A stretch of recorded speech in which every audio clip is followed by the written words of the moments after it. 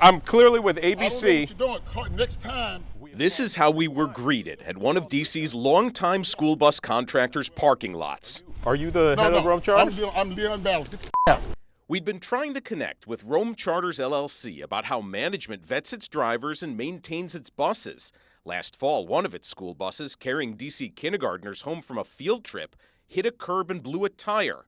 Fairfax County Police say the driver was drunk, and that's not all. Police say the drivers sent to pick up the stranded kids were unlicensed, and the buses they pulled up in were leaking fuel. So this is very concerning, and I believe this is something that the D.C. public schools are going to be taking very seriously. D.C. schools had been using the Maryland-based bus company for years. Signed contracts show Rome Charters LLC shuttled D.C.'s kids to class, sporting events, and field trips since at least 2018. But that appears to be the last time anyone kicked the tires on this bus company. There's significant concerns about their operation given what we know now. After finding an alleged drunk driver behind the wheel of one of its buses, D.C. government suspended Rome Charters LLC from doing business in Washington.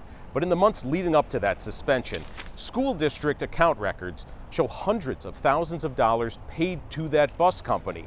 And it all came out of their COVID relief fund. Between December of 2021 and July 2022, D.C. school account records show more than $830,000 from the district's COVID relief fund paid to Rome Charters LLC. Did anybody actually do any due diligence on this contract? I think it's a valid concern. Georgetown University's Chad Alderman has been following federal COVID relief money in local schools. So far, he's traced $40 to $60 billion nationally to private companies like Rome Charters LLC. If they trust a vendor and said, well, they did good work for us last time, so they'll probably do good work for us this time, and don't check again, all those things are maybe shortchanging the vetting process. When we did some vetting of our own, we found Rome Charters' operating license suspended 3 times since it signed that 2018 contract. That includes while D.C. schools paid the bus company out of its COVID relief account. Washington Metropolitan Area Transit Authority oversight documents show Rome Charters insurance expired for 22 days in May 2022.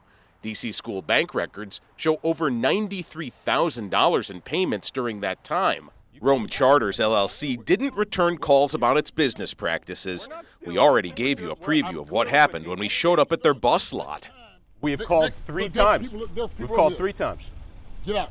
Called 3 times. Well, get out. Are you the head of Rome Charters? I'm Leon Ballas. Get the out. Are you? Okay.